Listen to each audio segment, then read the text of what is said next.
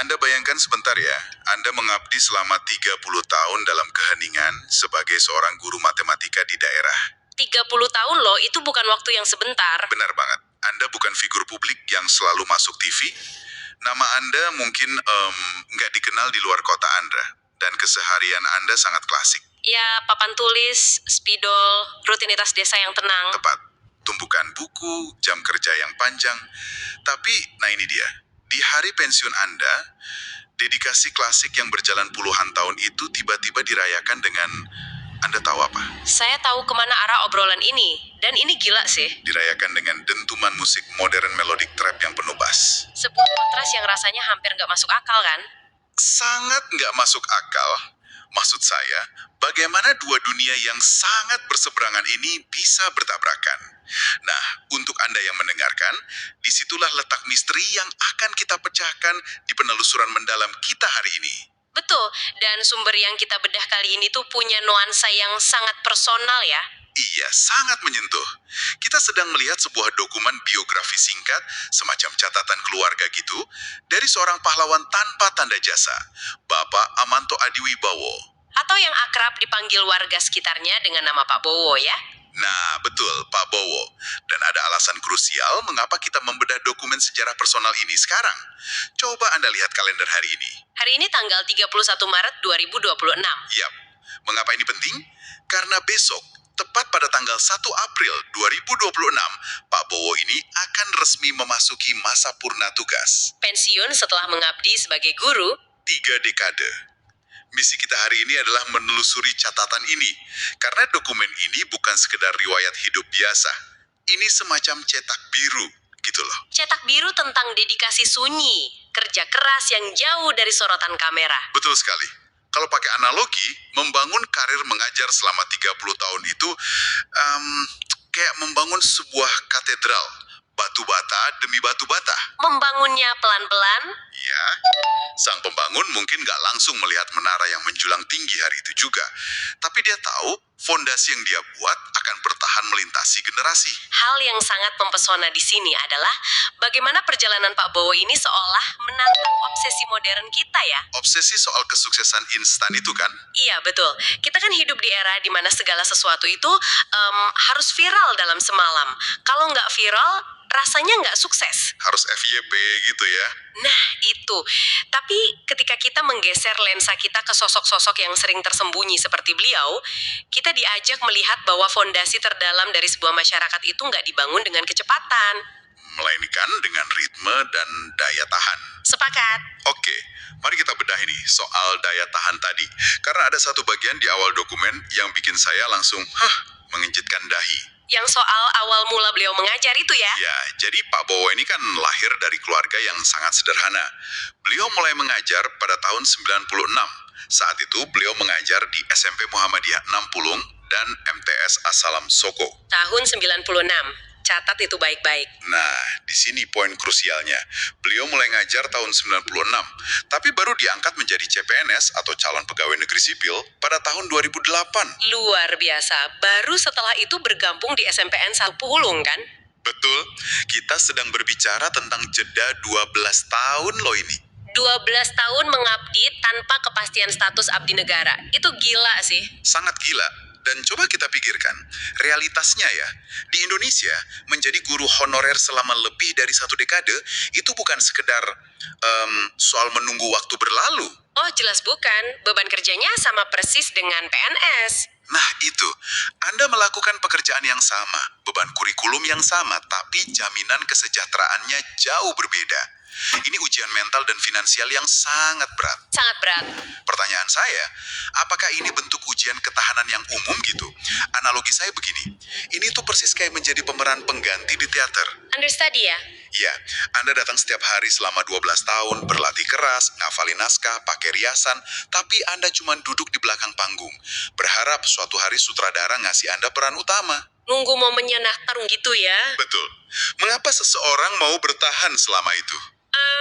Analogi teater Anda itu pas banget untuk menggambarkan rasa frustrasinya. Tapi jujur, mungkin kurang pas untuk menggambarkan pola pikir Pak Bowo. Oh ya? Kenapa begitu? Untuk menjawab mengapa beliau bertahan, kita harus melihat disiplin ilmu yang mendarah daging dalam dirinya. Ingat, beliau adalah seorang guru matematika. Oke. Dan matematika, pada intinya sama sekali bukan tentang menghafal deretan angka atau mencari jalan pintas.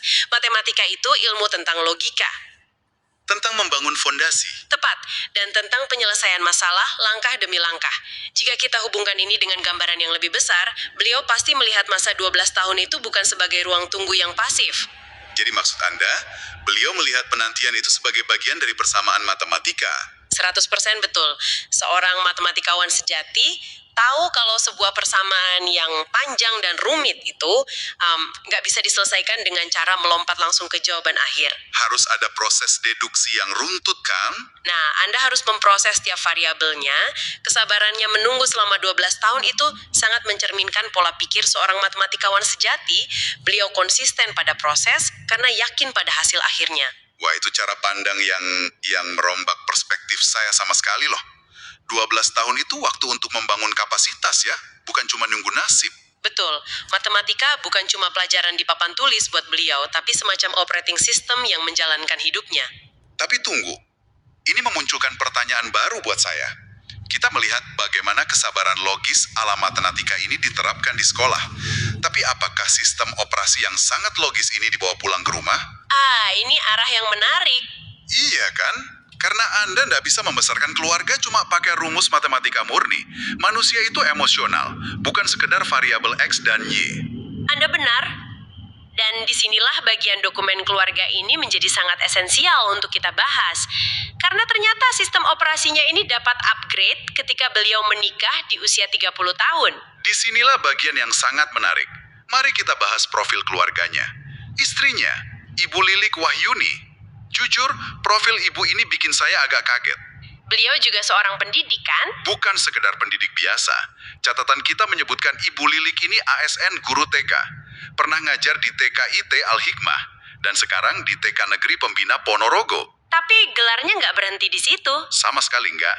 Beliau juga dosen universitas terbuka. Dan ini yang berat, asesor BAN PDM. Mungkin kita perlu kasih konteks sedikit ya ke pendengar soal apa itu BAN PDM. Tolong banget dijelaskan. Karena buat pendengar awam, ini cuma kedengeran kayak sekumpulan huruf kapital yang bingungin. Iya, BAN PDM itu singkatan dari Badan Akreditasi Nasional Pendidikan Anak Usia Dini, Pendidikan Dasar, dan Pendidikan Menengah. Oke, jadi tugas asesor itu ngapain persisnya? Sederhananya, seorang asesor BAN PDM itu orang yang punya kualifikasi tinggi untuk mengevaluasi dan menentukan standar mutu sekolah. Mereka yang menentuin apakah sebuah institusi pendidikan udah jalan dengan benar atau belum. Wah, nah sekarang coba Anda bayangkan dinamikanya di meja makan keluarga ini. Kita punya ayah yang pakar logika, presisi matematika. Terus kita punya ibu yang pakar psikologi anak, dosen, dan penilai kualitas sekolah. Kombinasi yang cukup mengintimidasi ya kalau dipikir-pikir. Sanak, saya harus ambil posisi skeptis di sini. Bagi saya, kombinasi ini kedengarannya menakutkan buat anak-anak mereka. Apakah rumah ini nggak berubah jadi semacam panci presto gitu? Pressure cooker akademis maksudnya. Iya, maksud saya ruang untuk bikin kesalahan itu kayaknya kecil banget. Anak-anaknya pasti ngerasa selalu lagi diakreditasi setiap hari di rumah. Saya paham sih kenapa Anda mikir gitu. Secara teori, dua pendidik profesional di bawah satu atap bisa menciptakan lingkungan yang sangat demanding. Tapi mari kita lihat data outputnya di dokumen ini. Oke, apa hasilnya? Putri pertama mereka, Vika Anissa Solihah, lulus S2 di UGM tahun 2024. Jalur beasiswa dan predikatnya cum laude. Wow, cum laude S2 UGM. Ya, lalu putri kedua, Kurnia Fil Ardiani, sekarang semester 6 Ilmu Komunikasi di Universitas Muhammadiyah Surakarta. Jadi, alih-alih jadi panci presto, rumah mereka justru beroperasi sebagai ekosistem belajar organik. Ekosistem belajar organik. Tunggu, apa mekanisme di balik istilah itu? Maksudnya, gimana caranya interaksi ayah ibu ini mencegah anak mereka dari kelelahan mental atau burnout? Mekanismenya ada di perpaduan keahlian mereka. Kalau cuma pakai logika murni ala ayah, mungkin kaku. Tapi sang ibu kan paham psikologi anak usia dini.